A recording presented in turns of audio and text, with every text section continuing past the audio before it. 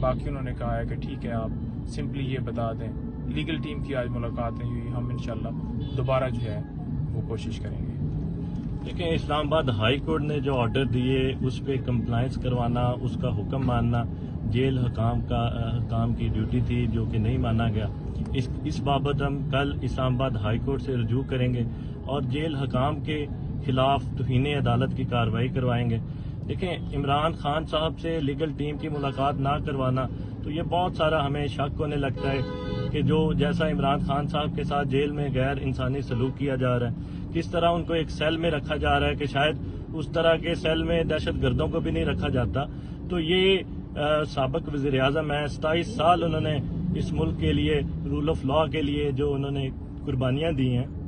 تو یہ سوچنا چاہیے عدالتوں کو بھی کہ کس طرح ان کے احکامات کو ہوا میں اڑا دیے جاتے ہیں.